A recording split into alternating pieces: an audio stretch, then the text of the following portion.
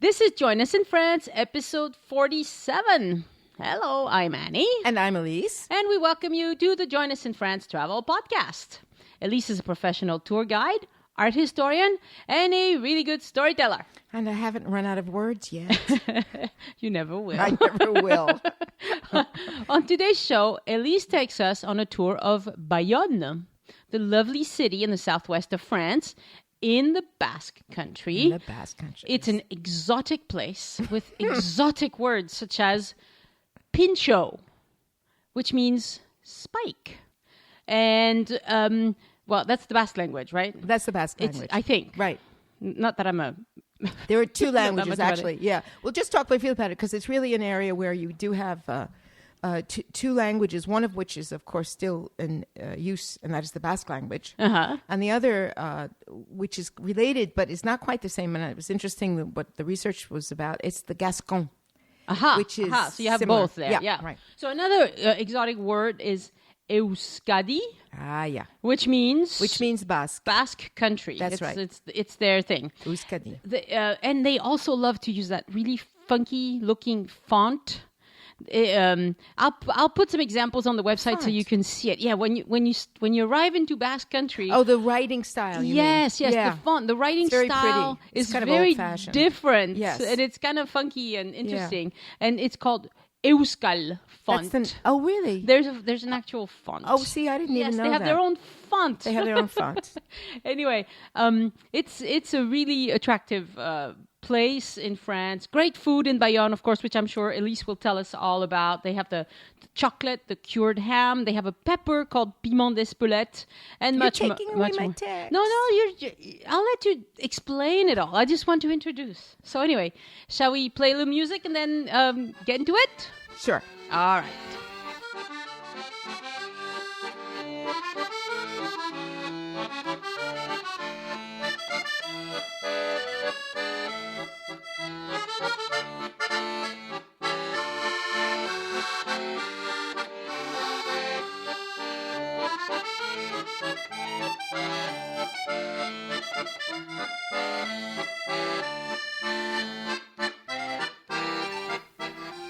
And we're back.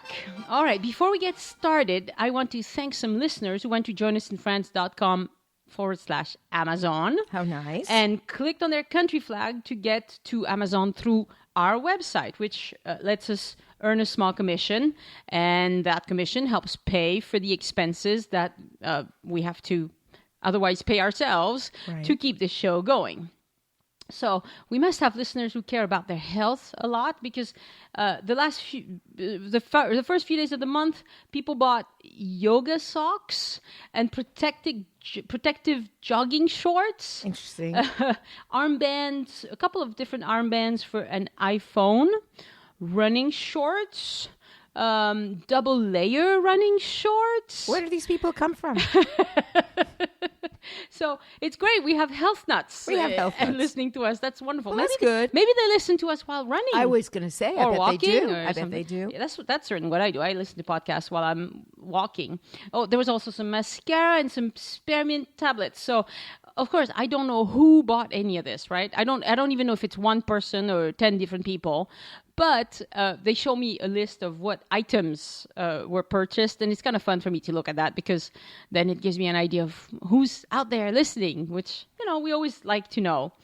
All right. So thank you.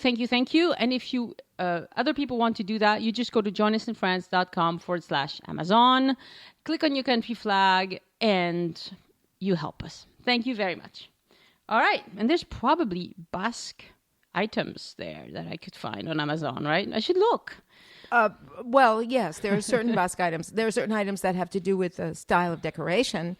And then, of course, there's also a whole thing about the textiles. I'll mention that when we get to the sort of things you can eat and buy, more or less, at the end. But I actually have some very beautiful cloth table napkins. Oh, that's right. They do beautiful very beautiful table textiles, yes. particularly with very kind of heavy cotton. But that's it's right. very That's typical. That's of what their I area. use at my house right. too, actually. But let's talk about Bayonne. Bayonne or Bayonne. Bayonne is the French pronunciation. In English, it's Bayonne. And might as well start off by saying, in case there is anybody out there who is in fact from New Jersey, that one of the two cities that Bayonne is twinned with is Bayonne in New Jersey. Excellent. Which, of course, was most likely named by someone who was from the area. And that means that person was probably a Basque. And there was a certain time at the end of the 19th century when there was a large mass of emigration from the Basque Country, which is the southwestern edge and real extreme southwestern part of France. And a lot of people from the Basque Country did, in fact, leave and go to the United States. Most of them, however, settled in the West.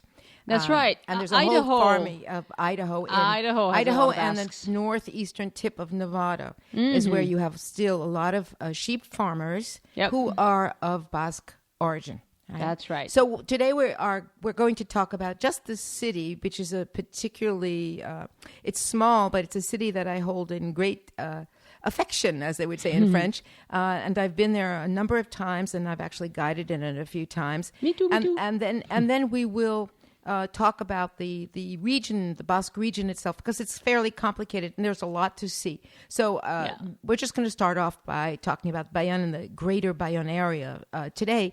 And of course, one of the reasons why is because, and this is a teaser because I'm not going to talk about it immediately, but just in a few minutes, being that we're coming up to Christmas time. And I think we mentioned when we did our podcast about Christmas markets how chocolate is so important in Christmas at giving and buying. That's right. Enormous amounts of chocolate, huge quantities of chocolate. And Bayonne is the city where chocolate was introduced to the French. And so it's part of and we are history. Very, very grateful. We are grateful. Unfortunately, the history is a little bit more complicated, and we can say we can be grateful, but unfortunately it's part of the harder history of the Middle Ages in Europe. But it'll be interesting to talk about. Yeah. So Bayonne is actually really just about, and I don't remember now in kilometers, but I would say it's about 15, 20 minutes from the coast. It's really very close to the Atlantic coast.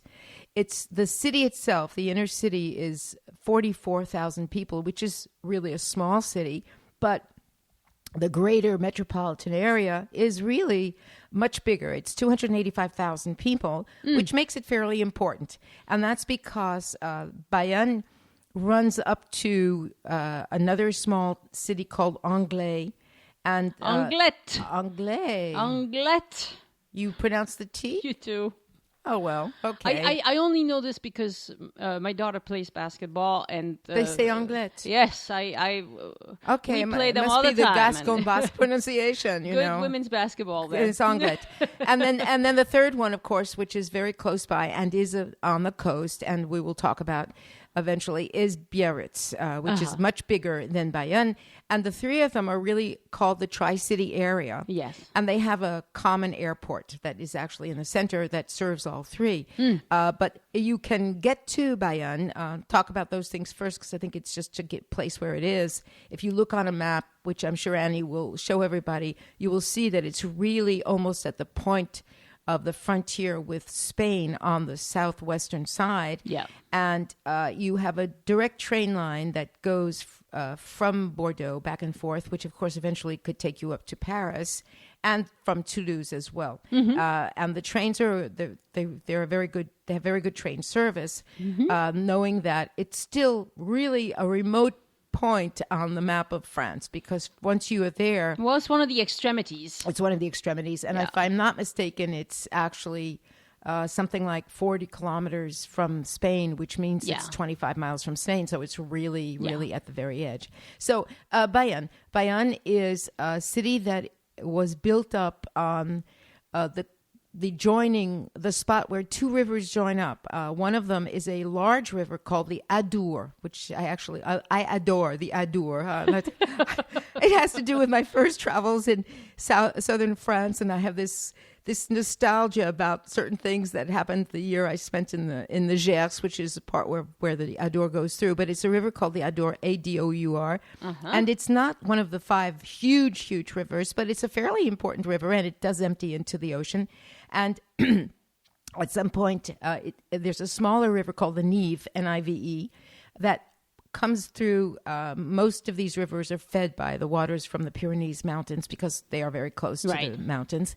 And they join up at a spot. And this is where, starting at the time of the Romans, there was a castrum built. And a castrum, interestingly enough, is a fortified village on the top of a hill. Oh, okay. And by definition, a castrum. Okay. And I'm not. I think the word castle comes from the same root as castrum. Right, that makes sense. But by definition, a castrum has to be high up and has fortifications around it. Okay. And apparently, it was a style of construction that was actually the Gauls or the pre-Roman peoples that were in the area, all through southern France. That was what they used as a way of protecting themselves. Mm-hmm. And the Romans, obviously, they were very clever, I think, the Romans, because they would go to different places and they'd say, oh, that's a good idea. I think I'll do that too, you know. And so in Bayonne, where there was already some kind of fortification, now the hill in Bayonne, there's part of, excuse me, I'm losing my voice a little bit.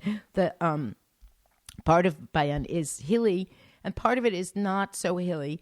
So you have the city is divided in three parts, and that's where you have the intersection of the rivers. So you have the oldest part, which is called Grande Bayonne, which is the part up on the hill. Okay. Which is where you have the remains of the castrum, you have the remains of the Roman walls, and you have the beautiful, absolutely gorgeous cathedral. It's really a gorgeous cathedral that's from the 13th and 14th century. Okay. And underneath that, they found all kinds of ruins. They're doing all these archaeological digs. So that is obviously the oldest part of Bayonne. Okay. And then if you go down through this beautiful medieval section, and we'll talk a little bit about the typical architecture, because it's really typical of all the Basque Country anyway. You go down to the river, and there, if you look across to the other side, you have a little bit of hills on one part, and then the third part cut through by the river is the newest, but actually historically the most interesting part, and that is a part that's still to this day called the Saint-Esprit. Mm-hmm. Yes. And that neighborhood is the neighborhood that involves all of these things we're going to talk about, like the history of chocolate and everything else. And Saint-Esprit means Holy Spirit. Holy Spirit. In English. Which is kind of interesting. See, I live in the Saint-Esprit, you know. It's like... Oh, well, okay, that's kind of nice, well, you know. Lucky for you. Lucky for you, you know. Like, goody, you know. Well, you have something going I don't know anything about, right? But it is very close to the Pyrenees. It's basically in a valley, and if you just go a teeny little bit further south, you're in the foothills. And just to situate it, because the Pyrenees, I'm sure people know, are a chain of mountains, but this part of the Pyrenees is the softer, rounder part, as opposed to further inland where it gets to be much higher peaks and it's much rockier. So this is not a part of the Pyrenees where you have huge high peaks with lots of snow.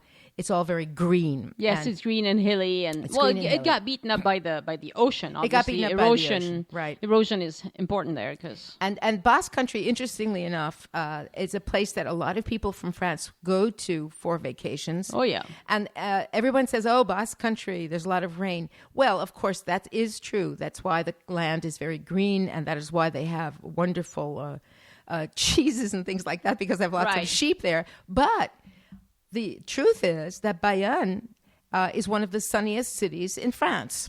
Oh. And so it's very interesting because it's a city that seems to go from one extreme to the other. It's not an extreme in terms of temperature, but even though they can have very high, hot summer days, but it's a place that catches the sun and catches the rain. So it seems to go from one to the other. It's not one of these places like we know some places where in the winter it can be lots of gray, you know. Yeah, we're looking out the window now. Right now. You know, it's like, oh yeah, okay, you know. Yeah, we know the gray. We know the gray, right? And I think part of it is because from a geographical point of view, it's south of a big region that we haven't mentioned, but it's in between basically the Bayonne-Biarritz area and Bordeaux, and that is a huge area called Les Landes. Yes. And Les Landes, I know there's a term in English for it, but I don't remember it, and I should have looked it up. But what it is, it used to be swampy, right?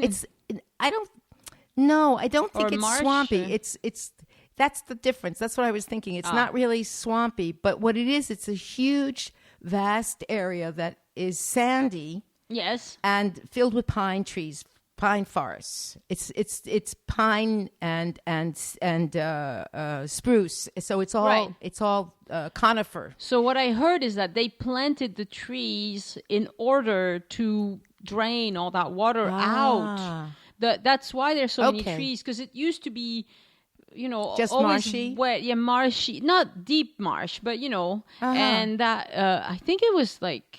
The 18th? I think it was way before that they started trying to drain all that water. They planted a lot of conifers that can take a little bit of salt because it gets mixed with the ocean water. No, that's possible. Yeah, I think that's an old project. That sounds like something that would have been under Louis XIV or Vauban time. I think that is correct, right? But don't. Okay, but because it's also an area that is, of course, now extremely popular for people to go camping in. Mm-hmm. But because it's all conifers, whenever there's a bad fire, and there are periodically, of course, huge masses of land wind up getting burnt up. Yeah. But that, I think, is a protection from some parts of the elements. So that seems to be why Bayonne, which is not quite on the coast, doesn't get all the little spritzes, of rain and water that come off the ocean that you get in Biarritz. And so it really is a very sunny little city, and it makes it very, very nice. So, okay, you're talking about what's interesting about the Basque language. About the Basque language, yes, of course. This is one of those puzzles that linguists and anthropologists and archaeologists can spend a lifetime. Linguists, yes, linguists, because every language is connected to some other language, and if you go back in the past, they're like we speak a language that comes from Latin and Germanic, but all of these are Indo-European, and basically what they have discovered, and this is recent information, and I've always thought this was true, and now I find that I'm very happy to learn that I'm being confirmed in my ideas. I'm so excited about this, which is ridiculous. They've done now that they can do that, they've actually done some DNA testing on Basque people because they really can't understand why these people who really have been there for so long, because they were documented as living in this area by the Romans, so that's already 2,000 years ago. Yeah. And, there are shards and all these things that show that they were living there in Neolithic times, which is 5,000 years ago, 6,000 years ago.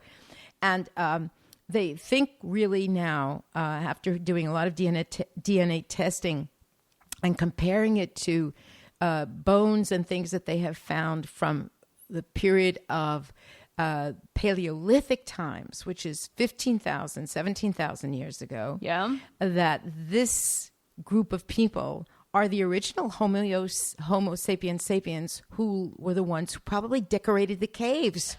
Oh, wow. 15, 20,000 years ago. And they still like calligraphy. The only thing is now they play rugby and they do things like that. They probably had a version of rugby way back then. But they really have a very strong culture. They have a very strong culture. That's very different. You land in the Basque Country and it's really different from the rest of France. It's very different. And in a nice way. In a nice way. And of course, there's a very beautiful, specific form of architecture. But I find that fascinating because basically everyone always says, well, who was there before this group and who was there before that group? Well, they really are. Maybe they were the first. They were the first Homo sapiens sapiens to be in the western part of what, of course, is France, but that means the extreme western part of Europe. And I find that really fascinating. That's cool.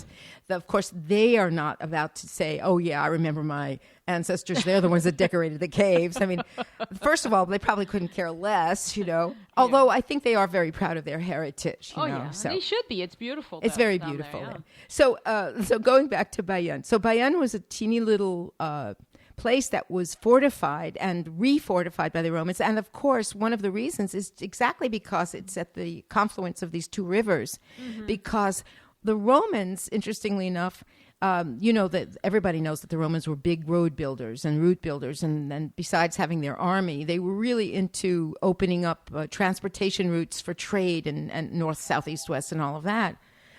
And what they did was they made a route that went across the foothills of the Pyrenees from east to west, basically really in the foothills down below the high mountains. Okay. And when you come into this part of the Basque Country, which is almost to the ocean, this was the place where they had things that were traded back and forth. So they had these little boats and they would go from there to the ocean. So they wanted to make sure that it was protected. Mm-hmm.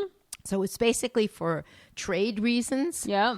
And because, and here we go back to the original Basque people again, in some of the texts that were written, and this is the kind of stuff, of course, I'm reading what I read in English or in French, but I would love to be able to read it in the original Latin, which I can't. Some of the Roman historians who talked about the things that happened at different places, different times, they said one of the other reasons they built this fortified castrum on the hill in what is now Bayonne is because there was a part of this group of people who are obviously the Basques who were never submissive. Ah, well. And there you are. That rings a bell, too. That rings a bell, too, you know. So there you are. Yeah. So very quickly, Bayonne became an important trade center. Mm-hmm. And it's interesting because the things that they traded at the time, one of the most important things was wood, because there were huge forests everywhere. And there were lots of sheep, which there still are, obviously. Yep. So they made very good wool.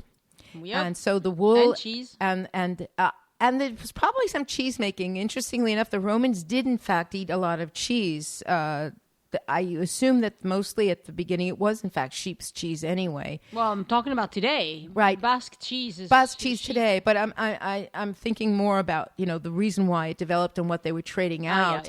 They had wool, they had wood.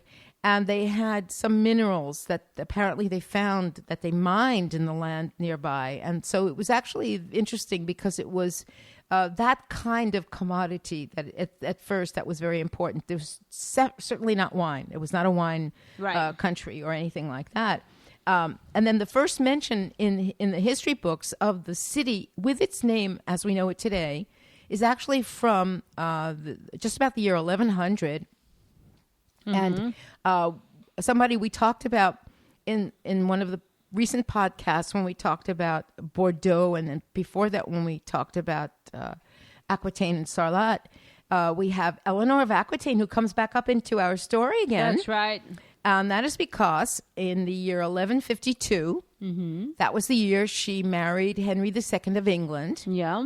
And the city of Bayonne, which had been locally run, and of course there were different groups that came through it after the Roman Empire fell, and there were all these. It was thanks to the Basques that actually most of these groups didn't stay very long. They were ferocious enough that they kicked out the Visigoths, they kicked out everybody pretty much, and then it became part of the kingdom created by Charlemagne. And so we get to the time of Eleanor of Aquitaine, who is, of course, the Duchess of Aquitaine, which includes this area. Yeah. And Bayonne is a small, little, prosperous city.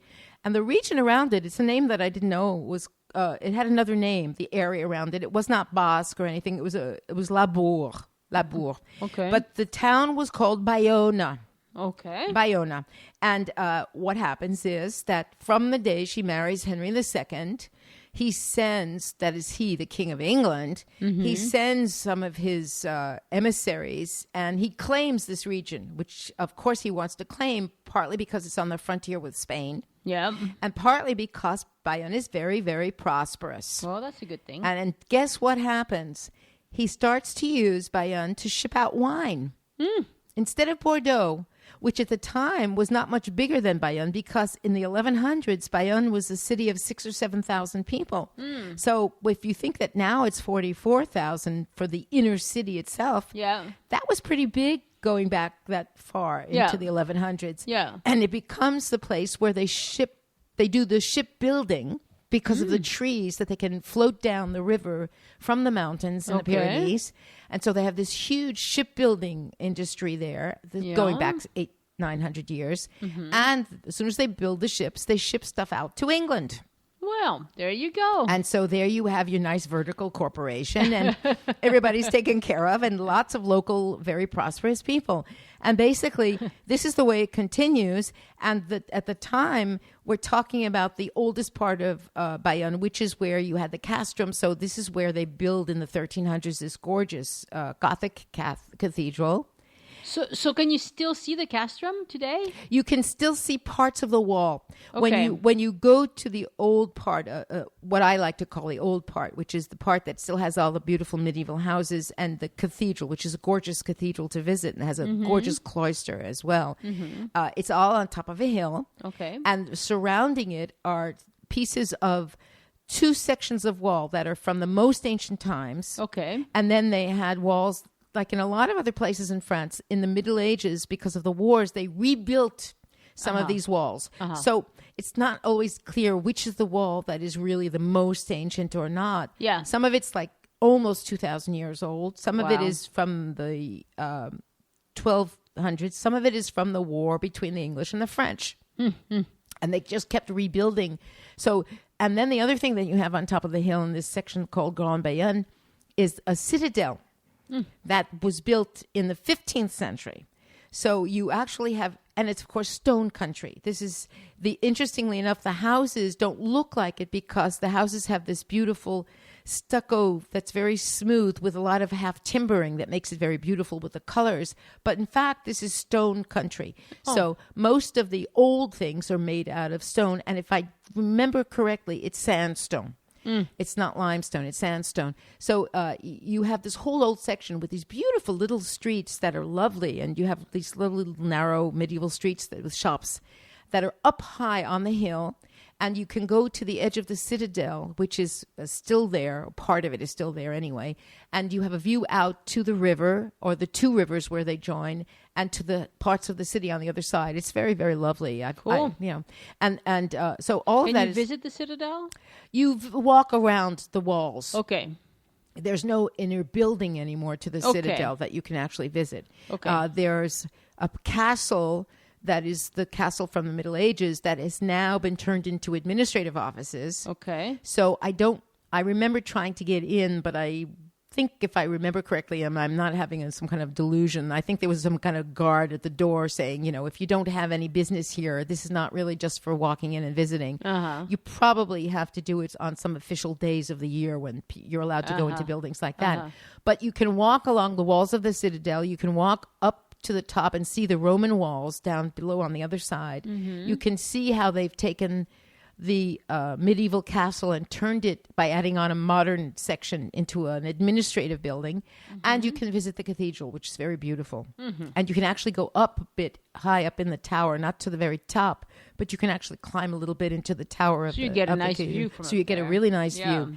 And it's really nice because you can go from there, you walk down a couple of these beautiful medieval streets, and you go down to the river, and the river that is the Nive, not the Adour, but the Nive is the one that runs along the section that's the most historical part, this part called Grand Bayonne.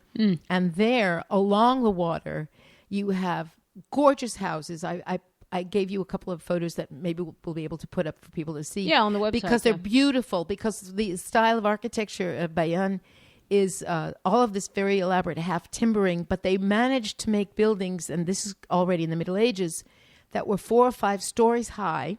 So they're much higher. That's pretty high, yeah. Yeah, and one of the reasons why I was reading is that because they were worried about flooding, they built on pilotis.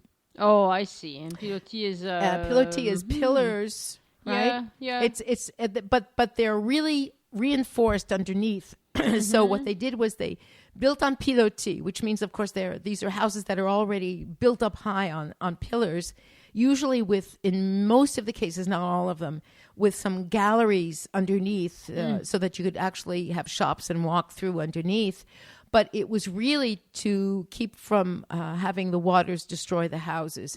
So because the houses... Sounds clever to me. And not only that, but you get this interesting perspective because being that the oldest part of Bayonne is hilly, you have these houses on pilotis with 4 or 5 floors, and they look even higher than that. Well, yeah. Because they're not flat. So as you look, if you go to the other side of the river, which you can, there are several different bridges that are easy to walk across. It's not a very big, wide river at that point. It's really a beautiful view because you see them at the different levels of perspective, and it just goes all the way up to the top of the cathedral. And all along the water on that side, they're on the other side too, but on that side, you have a whole series of wonderful restaurants. And it's really neat. I like the restaurants. I would say that probably, my guess is 10 months out of the year, it's possible to eat outside in Bayonne. Yeah. Because they have these heated terraces and everything. And it's really nice because they have the tables outside and they just face, they're across the street from the walkway that runs along the river. And it's really very beautiful. Yeah. And there are a few on the other side too.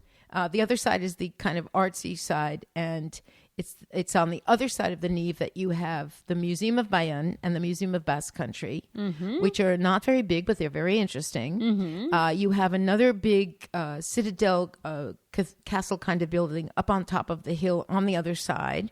And you have some very interesting narrow streets. And it's interesting because that area, which is called the Little Bayonne. Okay. So you have the three parts. So you had the Grand Bayonne before. Little Bayonne, and then the Saint-Esprit, which we haven't yet talked about. And so the Little Bayonne was and is a little bit more... So it's Petit Bayonne in French, right? Petit Bayonne, right. Okay, all right. It's less classy and was poorer for a long time than the Grand Bayonne in the recent past we're talking about, and now is getting gentrified. Okay. So now you have, because there's an art museum there as well, so you have a lot of young people living on that side, and you can tell it's not as well kept up and posh as the Grand Bayonne side, but it's starting to get gentrified. It's turning around. Yeah, it's turning around. And again, all of Bayonne, the city itself, is easy to walk. You have to know that it's up and down a little bit, but it's a small city, the old part, the part that's really interesting to visit. And so it's really easy to do all of it. Like in a day, you can visit all of it. And if you really want to take the time to visit some of the historical things, it's a nice day's trip to be a full day with a nice lunch. When I was there personally for myself, as opposed to for work, we spent a weekend, we spent a night there, and one full day is just enough to get a good idea of everything that you see there. And then if you want to go into the other things, then you can, or you can go take a drive and go out towards the coast. Right. So now the other part of what makes the history of Bayonne so interesting is this area called the Saint-Esprit. Yes. So Saint-Esprit is on the other side of the Adour, which is the bigger of the two rivers. Okay. And it was until the French Revolution, and actually until the middle of the 1800s, it was not Bayonne. It was a separate city. Oh. Why? For two reasons. One, because Bayonne itself, in the Middle Ages, because of the claims of Henry II as the English king, this was a city that was fought over so much in the war between the English and the French that what happened was that they rebuilt a set of walls around the old Bayonne, which included what is now the Grande et Petite Bayonne on both sides of the smaller river. Yeah. But they did not fortify around this other area called Saint-Esprit. Okay. And it's relatively flat. It's the flattest of the three areas. Okay. And so between the 1200s and the middle of the 1400s, when it was finally captured by the French, and a treaty was signed, and it became French, and basically has been French since 1451, but for almost 300 years, from the time of Eleanor of Aquitaine, really,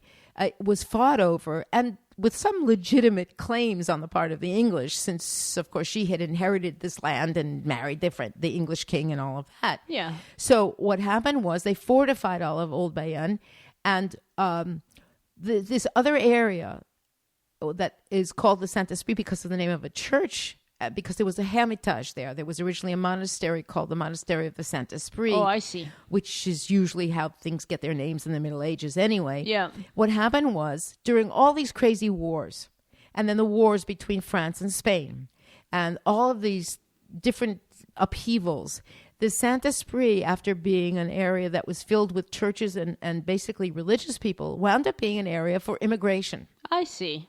Which is really kind of interesting when you think about it, because it sort of mirrors a lot of things that are going on in different places today. And there's always seems to be a neighborhood that takes in the immigrants, the new arrivals.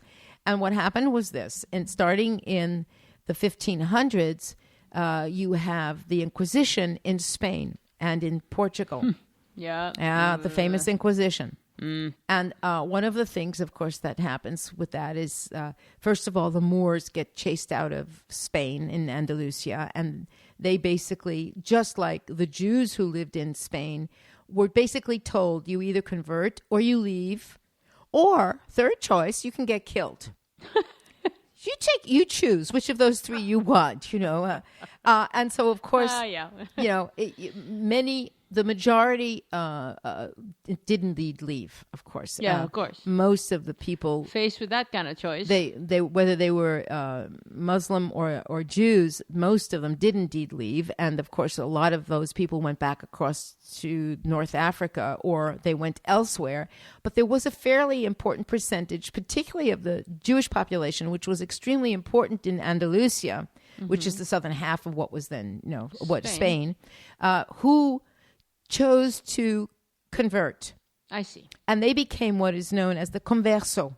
Okay. And it's a term that's still used today. Okay. And it is a fact that everyone basically knew that they converted, but in secret in their homes. They kept up the traditions of their own religion. I see. And this is not just for one generation. This is really for generations and generations and generations. I see. And so are these people that live in the Basque Country? Well, these were people that originally were from most of Spain. And then what happened was, in 1492, there was a whole group of people, even some of these people who were considered to be conversos, so they'd already converted to becoming Catholic. But then most people said, no, they're not really, we don't trust them. They were chased out, and they went from Spain to Portugal. I see. And they stayed in Portugal, and they were welcomed in Portugal for approximately just about 50 years, which in those days meant about a generation or two, obviously. Yeah. And then the same thing happened in Portugal. They were kicked out of Portugal. And a part of this population, instead of getting on boats and leaving for Amsterdam, which is what a lot of people did, because Amsterdam was, by the beginning of the 1500s, it was Protestant, and it was a place where people could practice any religion. And that was one of the reasons why so many different groups of people went, in fact, to Holland and to Amsterdam. But there was a small percentage of this population that did not, and instead they were welcomed by the Viscount of the region that is now the Basque Country around Bayonne to come and live there. And where did they go? They went to this area called Saint-Esprit, which was I think you had mentioned that on a previous podcast, right, too. when we talked about chocolate. Yeah, I vaguely remember that. Right. So they went to this area, which was not officially Bayonne. And what did they bring with them? They brought with them, because a whole group of them were part of the corporation of chocolate makers who had been chocolate makers for generations in Spain. And Spain was, of course, the country that introduced chocolate to Europe, to the world, if we want to put it that way. They brought with them, they were chocolate merchants and chocolate makers. So the very first people to settle in Bayonne, and who were the ones who introduced chocolate to France, were these converso, who then became known as in Portuguese as the Marranos. And this was these families. And so there was this community that developed in this area called the Saint-Esprit. And this is what I say when you talk about stories that always have a good side and a bad side. They came, and one of the reasons they were invited to come was, in fact, because they were the chocolate makers. Yeah. So the fact that they wanted the chocolate, and the Viscount of the area gave them all kinds of rights, which of course meant not quite same thing as equality, because they were not considered to be equal. But they allowed them to have businesses, own their own houses and things like that. Okay. But they were not allowed into the city of Bayonne. Oh, geez. So they were on the other side of the river. They were on the Adour side of the river. And what happened was that they lived there and they flourished there. And it is Anne of Austria who was the daughter of the Spanish king. Why she was called Anne of Austria? Well, that's another whole history lesson, right? Yeah. It's because the Spanish king also was the king of the Habsburg Austrian Empire. This is in the 15 and 1600s. And what happens is Anne of Austria, who is the daughter of the king of Spain and who loves chocolate, she is married off to Louis XIII. The son of Henry IV. And we're talking now in the beginning of the 1600s. Okay, this is the beginning of the 17th century. And she is sent up from Spain, from the capital, which at the time I don't believe was Madrid. And she meets her new-to-be husband in Bayonne. And she insists on having chocolate at the ceremonies. And so this, I did too, actually. Did you really? And this is, of course, remember at this time, chocolate is a drink. It's not solid chocolate. Okay. Right. And so what happens is, this is kind of like in a fairy tale, strange story. You know, she gives the French court this new drink that they've never had before, and it becomes the thing to have. And of course, from this point on, they loved it. They loved it. And this becomes not only a great prosperity for the people who are making the chocolate, but it becomes a hugely demanded product. The story changes a little bit later on, because by the end of the 1600s, given that it was making so much money for all of these chocolate makers, who of course were considered to be, and in the text still to this day, if you translate what they said, it was immigrant foreigners, which translates as converso or Marranos. If they had been Catholic, they would not have called them that. But they were not allowed to trade inside the walls of the city of Bayonne. So they had all their chocolate shops in this other part called the Saint-Esprit on the other side. And finally what happens is in the end of the 1600s, under Louis XIV, who's Louis XIII's son, they build this big, beautiful bridge to connect the Saint-Esprit area to the main part of Bayonne, because this is over the Adour, so it's a much wider, bigger river at this point. And a couple of very important, influential merchants in Bayonne petitioned the king to have the right to be the chocolate makers and take the rights of making chocolate away from these converso, who are, of course, these Jewish families converted. But now we're talking about maybe for 200 years sometimes, or 150 years. And the king at this point says, okay. So what happens is that it's now the local population, which means some of the people who are basically Basque, Vascan, Basque, whatever you want to call them, who take over and get the license to make chocolate. And what has happened is that to this day, and on the weekend of the Ascension, which is in May, every single year, now you can plan your trip now, listeners out there, just think about this now. Every single year on the weekend of the Ascension, there is a chocolate festival in Bayonne. And they open up the doors to the places that still exist, because we're talking from the beginning of the 1500s to today. We have a period of time when there were hundreds of chocolate makers. Then it got reduced, of course, a little bit more. And today there are actually, of the original families going that far back, there are 9 families that still make chocolate in the old way that was introduced in the early 1500s. But by now it's a crunchy stuff, not a drink. But now it's, of course, it's the solid thing. Yeah. And guess who? Of course, we talked about this before, but just to remind people, since we're talking so much about chocolate, it was an Englishman who invented solid chocolate. And that Cadbury, right? Mr. Cadbury, exactly. Yeah. And of course, what happened was that the trade was going back and forth. So the people in Bayonne, in the Basque Country, they figured out that it was important to make it as a solid chocolate too. So now if you go there are still, in the old medieval section, in the part that's called Grande Bayonne, there are 3 chocolate places that are run by families that have owned and run and made the chocolate themselves for at least the last almost 200 years. And they have their places where they make them, of course, outside of the city center. Of course. But when they do the festival, they open up even the factories so that you can see how they make it. Because they get the beans, they do everything. They do it. Everything. They do absolutely everything. They import the beans from different parts of the world. specifically the Caribbean and Venezuela. And they do everything. They roast the beans, they grind them, they do everything. It's an incredible process. So what are the names of these chocolate shops? Well, the one I remember offhand, and we can look up some of the others, is the Derance family. Oh, yeah, that's one you were mentioning to me and before. And they have a shop that's in the medieval part of Grand Bayonne, under the arcades. And it's very beautiful. And, of course, they have all kinds of different chocolates. And one of the specialties of the area is making chocolate that is very dark. So I don't know how much you would like this.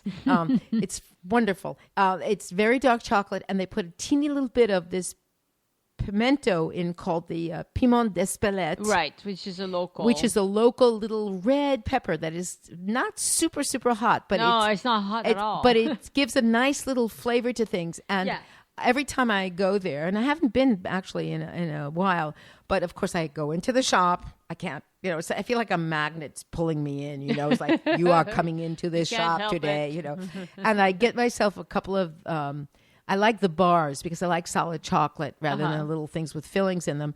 And the one with Espelette, it's lovely because it just has a teeny little tang to it at the end. Yeah, piment d'Espelette is used in a lot of things they make in Bayonne. Right. And it's very nice, but it's not particularly spicy. No. I mean, if you're used to jalapenos, for instance, piment d'Espelette by comparison is...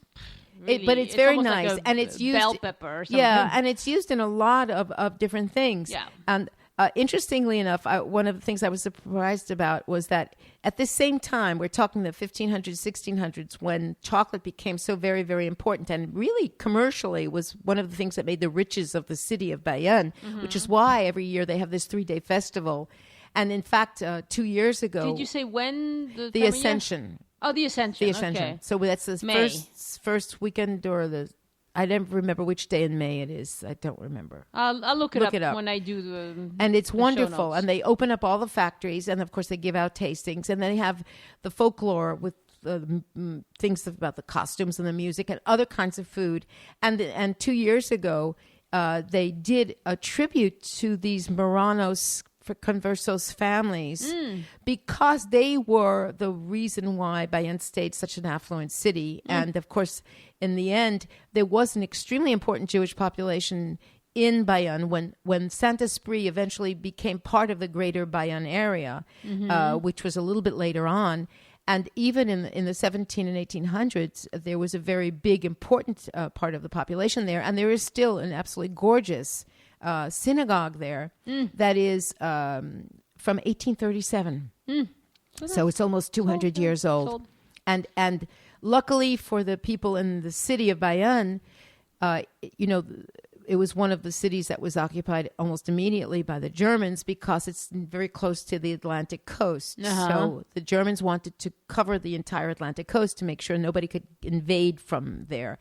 So they came and occupied Bayonne from the June of 1940 until August of 1944. It was a city that was occupied almost during the entire war. Yeah. The population, the Jewish population, was mostly taken out or fled. Hopefully, some of them did fly. Some of them fled. But interestingly enough, and I'm not even sure why, the buildings were not destroyed. So it's very interesting to walk through the Saint-Esprit neighborhood because it has both one of the oldest synagogues in France and a beautiful old monastery building. And this gorgeous old church called the Church of Saint-Esprit. So in fact, this very strangely named neighborhood is a very wonderful neighborhood to walk through. So if you had to choose a hotel in Bayonne, which part of the town, of the three parts, would you prefer to stay at? Well, I stayed in a hotel that was in the Grand Bayonne part. Okay. There are 2 or 3 hotels that are, remember, this is not a very big city center, right? Right. If you go to the Grand Bayonne part, there's a huge open square, and the theater, the municipal theater, is on it, and so is the city administrative buildings. And right behind there, there's a huge parking area, and right next to that are 2 or 3 very lovely streets that are beautiful, that take you up towards the cathedral. And there are 2 of those streets, three of those streets that have nice hotels on them. Okay. So it's a nice place to stay, and if you're lucky, you can get a parking spot in the parking lot that's right there. Now, what happens that when I have worked in Bayonne, I've gone to Bayonne by train from Toulouse, and it's about 3.5 hours by train. From Toulouse, yeah. From Toulouse, because you go through the foothills, you go through Pau and all these other places. Yeah. But when you get out, the train station, which is this beautiful 19th century building, end of 19th century building, is in the Saint-Esprit area. I see. And it's just a 10-minute walk across. Okay. You get out, you look around, you can see, it's charming immediately when you get out. And you see all these beautiful half-timbered buildings, and then there are signs that say this way to the church, this way to the abbey, this way to this and that. And then you just walk a little bit, and you get to this big bridge, this wonderful bridge that crosses the Adour. And it's a huge bridge. And you walk across, you come out just about where the two rivers meet up, and you have the big open square. So you have the theater, municipal theater in front of you, and you just walk a little bit further. So even if you come by train, there are a bunch of small hotels on the Saint-Esprit side, and so you can stay, because as you can always, in France, there are always hotels near the train station. Yes. So you can always stay there. So it's really easy. You can either do it by train, you can do it by car. I'm not sure. I'm assuming that if you arrive by airplane, you just take a shuttle bus into the city center. Yeah, there probably is something. But most of the time, buses. I've gone either by train or by car. So those and the other thing, flying between Toulouse and Bayonne would be kind of silly. Unless you're coming from Paris and you want to go down to that area. Yeah. But the other thing is that under Louis XIV, he because they were worried about fighting with Spain, on the Adour, on the opposite side of the old part of the city, Vauban, the famous builder, built a huge fort because, Mr. Vauban was an incredible engineer, and he built forts everywhere. Yes. And so it's still there. Ah. So you can see it. And of course, I have... Is that one you can visit, or...? I never tried. Okay. All right. And that's a good question. I don't know if you can, but it's really nice to see. And because it's a city that's not flat, it's fun because when you walk up and down the different hills, you have all these different perspectives. And since it's a city that has three parts that are basically cut through by these rivers, it's like it really gives you a feeling that each neighborhood has a certain character to its own, and so it's really nice. So some of the other things that are local. Oh, and one other thing, of course, how can I forget? Oh, God, I almost forgot this. In the 1600s, yes, Louis XIV, he gets Vauban to build this fort. Yeah. They're fighting with the Spanish. Yeah. He tells the people, or he sends his emissaries to tell the people of Bayonne, who, of course, are now French, and they've been French since the 1450s, right? That they better prepare to defend themselves because... he wants to scare them that the Spanish king is going to try and come over the Pyrenees Mountains and invade. And they do a lot of shipbuilding there, but they don't really have a huge amount of arms.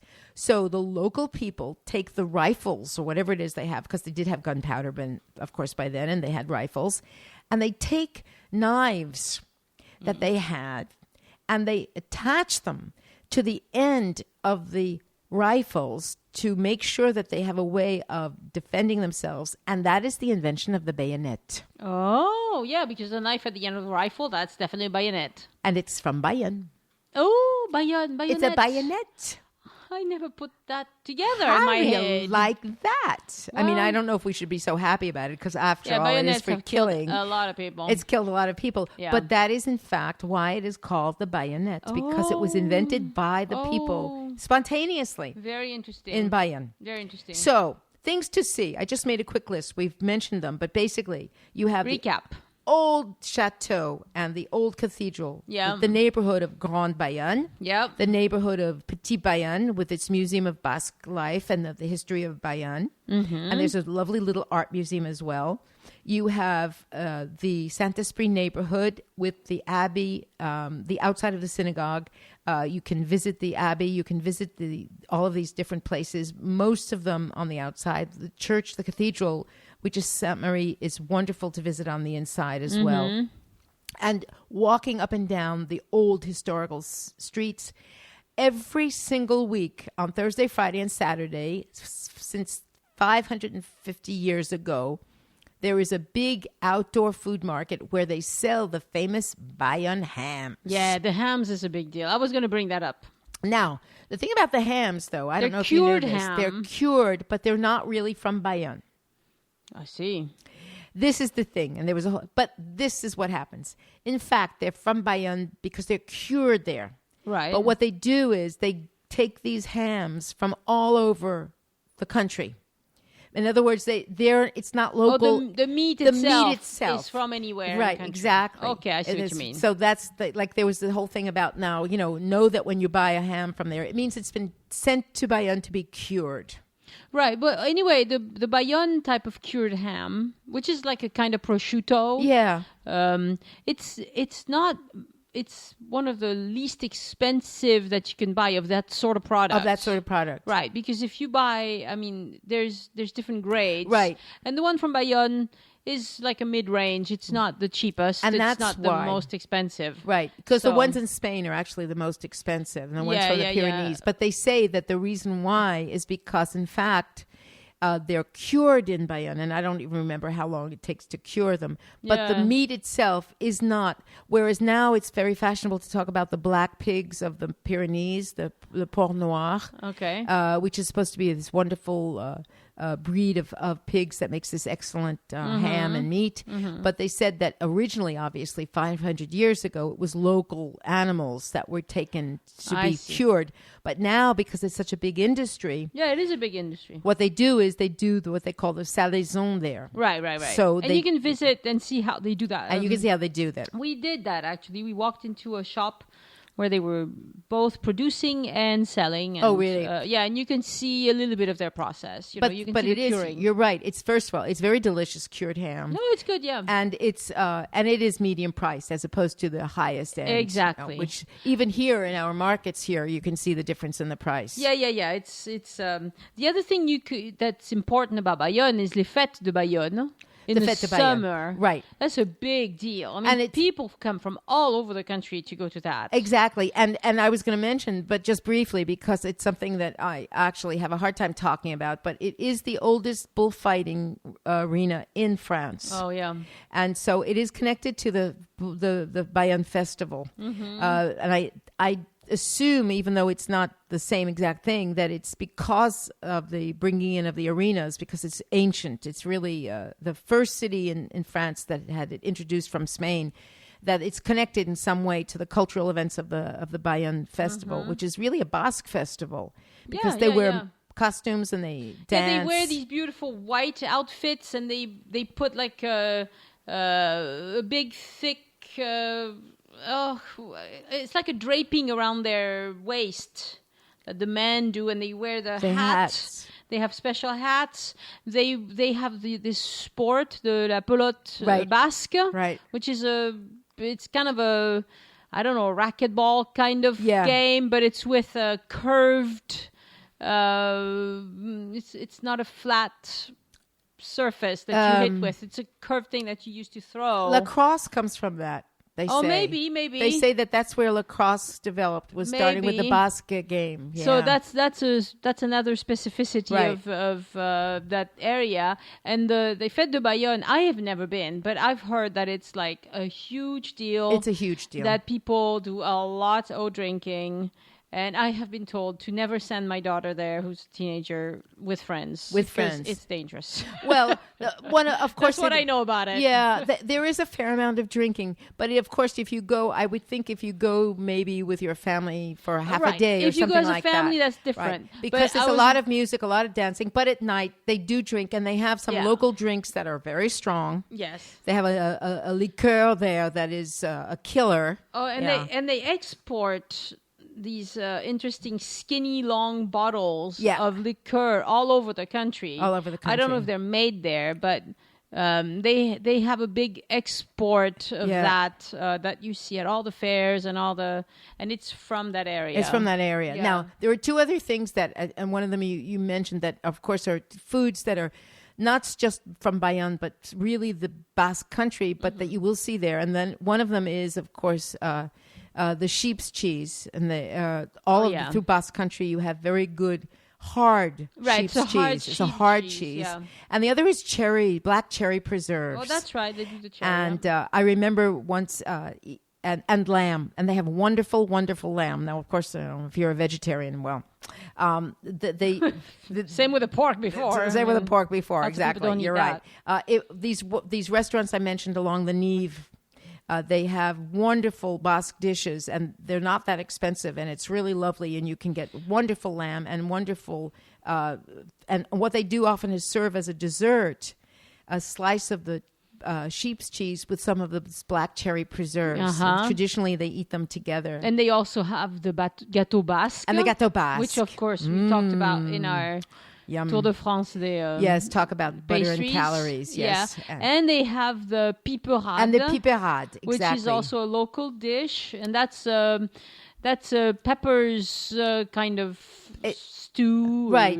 But it's not super hot, but it's made with these wonderful peppers that they have. Oh, yeah. And tomatoes. It's a very, the peppers around that area are not spicy. They're not hot spicy. No, but they really, and then of course there's you're right, there's the Basque cake, and then there's what we would call a poulet basque, which is sauce with tomatoes and the peppers and bay leaf and things like that. It's tomatoey. This is not country where it's very buttery and creamy. It's much more. It's a lot of tomatoes. A lot of tomatoes and peppers and things like that. And of course you can also find in that area they do like these piment d'Espelette. So they do like a long string of them. It's very pretty, and you hang them up in your kitchen or something. They're beautiful to look at. They're just beautiful. And of course, then there's this famous Basque textiles, which is not specific only to Bayonne, but it's a nice place. It has some lovely shops to actually go in and visit. And one of the specialties or specificities, if you want, of the textiles is that they're made from this very heavy, strong cotton. Yeah. And they either make them in bright colors and very often with stripes. Well, yeah, the tablecloth we used yesterday was from Basque Country. From Basque Country. Yeah. And I am not sure how they wound up doing cotton textiles, because obviously you import cotton from exotic places. Mm-hmm. Maybe because it is indeed a port city, or it was. Maybe. It's not as much anymore, of course, because now the port is out a little bit further out, because the area around it has become developed. But it's a very nice place to go shopping for little things, and just as a kind of. I have to ask my sister-in-law, because she's the one who knows all these textiles, and she's told me the name of a factory that's really, really cool, but I can't recall it right now. I will ask her and put it on the website on journesinfrance.com/47. And I bet you anything it's not in Bayonne, but in Saint-Jean-Pied-de-Port, which is inland, because I think that's close to where the textile area is. But they have these beautiful striped, bright colors. Very bright colors. And of course, the disadvantage is that you have to iron them. Yes. You wash them. They wash beautifully, but you do have to iron them. And they make beautiful aprons. I have one from there. And they have a really gorgeous, really beautiful, I mean, it sounds corny, but no, they're really gorgeous. And napkins and all kinds of textiles for tableware, basically. That's their specialty. I'll try and find some and put them, give you links on journesinfrance.com/47. But anyway, Bayonne is, I happen to love it as a little city to visit, and it's got so much heritage, and it's got so many things that are fun to do and see and there. It's different from the rest of France. The architecture, which you'll see with the pictures, is really, really beautiful. It's very typical. The houses are white with this colorful cross timbering with bright colors. They either use reds or browns or blues on the wood. They have a very definite style. But that's more like the whole region. I mean, it's the not whole specifically Bayonne. Right. The whole area has this. And you see a lot of that as you walk through the old part of the part called Grand Bayonne. So I definitely recommend this as a place to visit if you are somewhere and you want to try a corner of France that's a little bit different from what you usually see. Yes, it's definitely a great place to visit. And we'll talk more about the Basque Country and later. They make wonderful breads. They make the sheep herder breads kind of thing. Oh, I don't know those. It's in you make it in a Dutch oven. Ah. And I've had that because my husband's grandfather was very, very good at making this bread. And I have tried to replicate it. I am not as good at it as he was. But it's a beautiful sheep herder's bread that you can make right on the fire. Is it a raised coals. bread? Oh yeah, it's a raised bread. It actually raises the lid of the Dutch oven and pushes it up. As it rises. Yeah, it's kind of a fun... Oh, I've never seen that. Yeah. That's a very Basque... the Basque people of Idaho will recognize that. That's interesting. Yeah, that's where I think his grandfather got it from. Anyway... So there we are. Thank you very much. Euskadi, Bayonne. Euskadi. Well, we haven't. We'll have to talk about that the next time when we talk about Basque Country. Yeah, it's a beautiful language, beautiful region. All right, thank you very much, Elyse, for telling us all about this. I wish I could say you're welcome in Basque, but I don't know how. Yeah, I'll try to look it up for next time. Lots of X's in their language that go shh. Yeah. No, it's beautiful. You know what time of the year it is, Elyse? It's chocolate time? Not just chocolate time. It's foie gras time. Oh, it's champagne time? Yes, it's also oyster time. It's smoked salmon time? That's right. Or let's see, what did we miss? Oh, boudin blanc. Oh, you can keep it. You don't like that? Roasted chestnuts and that's right. bûche de Noël. Bûche de Noël. Bûche de Noël. All right, and there's 13 desserts of Provence. And the 13 desserts of Provence. Yes. And warm spiced wine. That's right. Mulled wine. And Christmas markets. That's right. Good times with family and friends. I think is what matters. You know, even if you don't have all these delicacies, I can totally tell our listeners are dying to eat oysters, right? Yeah, well, actually, not me. You're the oyster lady here. I love oysters. But anyway, whichever way you celebrate the holidays, we want to wish you wonderful, wonderful, happy holidays to all of you. We want to wish you a happy end of year, happy holidays, and a happy, healthy new year. And we can't wait to talk to you again in the new year. Joyeux Noël et bonne année. Joyeux Noël, bonne année. À bientôt. À bientôt.